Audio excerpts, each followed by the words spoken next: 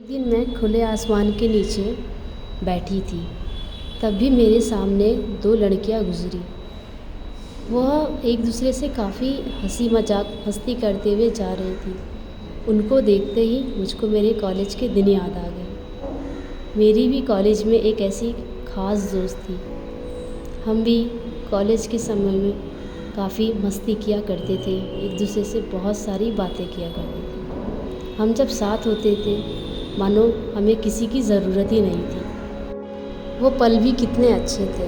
हम दोनों कितने अच्छे वक्त गुजारा करते थे। शायद अब बस वो यादें ही रह गई है। अब हम सिर्फ सोच ही सकते हैं। अगले दिन मैं ऋषि से बात करते हुए, हाय ऋषि, सुनो ना, मुझसे तुमसे कुछ बात करनी है। हाँ बोल ना, क्या हुआ? मेरी ना एक फ्रेंड है जिससे मेरा 5 साल पहले पिछले कुछ चीज़ों को लेकर झगड़ा हो गया था और हम तब से एक दूसरे से बात नहीं कर रहे हैं। पर अब ना मुझको मेरी गलती रियलाइज़ हो रही है, पर मुझको समझ में नहीं आ रहा कि मैं उसको सॉरी कैसे बोलूँ, क्या करूँ। एक बार तुम सामने से उससे बात क्यों नहीं करती? नहीं यार, मुझसे नहीं हो पाएगा। मैंने काफ़ी कोशिश की। देख, मुझे लगता है कि तुझे जाकर ना उससे बात करनी चाहिए और चीज़ों को सॉल्व करनी चाहिए। जितना कठिन हमें दिखता है ना, उतना होता नहीं है। तो जाकर उससे बात कर। हाँ ठीक है, मैं ट्राई करती हूँ। उसके कुछ समय बाद मेरे फ़ोन में एक फेसबुक पर नोटिफिकेशन आया। उस नोटिफिकेशन में जब मैंने ओपन किया तो मेरे एक फ्रेंड का फ्रेंड रिक्वेस्ट आया था। तो उससे मुझे एक आइडिया मिला, क्यों ना मैं कविता को एक फेक आईडी बनाकर मैसेज करूं। फिर मैंने फेसबुक पर एक अपनी छोटी बहन के नाम से फेक आईडी बनाई और मैंने कविता को मैसेज किया। हाय दी, कैसे हो आप? हेलो, मैं ठीक हूँ, आप कैसे हो? और सुमन कैसी है? वो तो मुझको भूल ही गई है। अरे नहीं, वो तुम्हें भूली नहीं है। उसका जॉब वगैरह रहता है ना, तो वो फ्री नहीं रहती है। एक काम करो, मैं आपको उसका नंबर देती हूँ और आप उससे मैसेज कर दो। नहीं रुको, मैं आपको मेरा नंबर शेयर करती हूँ। आप मेरा नंबर उसको दो और उसको बोलो मुझे व्हाट्सएप पर मैसेज करे, नहीं तो कॉल करे।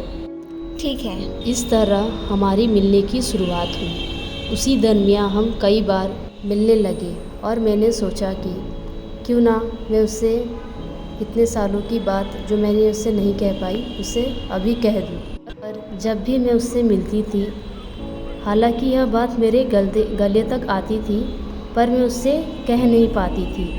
बस सही वक्त का इंतज़ार था। यह इंतज़ार भी कैसा होता है, इसमें एक पल एक साल जैसा होता है।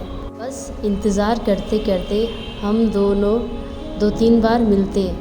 फिर भी एक दिन उसका कॉल आया। उसने मुझे अपने घर पे बुलाया। उसके घर पे कोई नहीं था। मैं उसके घर पे गई और हमने बहुत सारी मस्ती की, बातें की, काफ़ी अपने समय को एंजॉय किया। पर मैं उसके घर में यह बात फिर भी नहीं कह पाई। मेरा घर जाने का समय हो गया।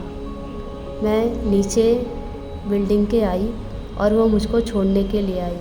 उसी समय लगा कि अब कह दूँ, पर नहीं हो पा रहा था। पर काफ़ी हिम्मत जुटाने के बाद मैंने उसको अपने गले से लगाया और अपने दिल की सारी बातें कह दी और हम दोनों एक दूसरे को पकड़कर रोने लगे और उसने मुझे उस समय माफ़ किया।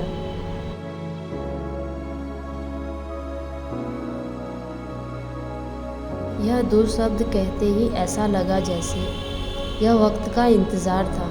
2 शब्द का इंतज़ार था। मिट गया वो दिल का भारीपन, हो गया हमारे मसले ख़त्म। फिर से एक बार साथ हो गए हम।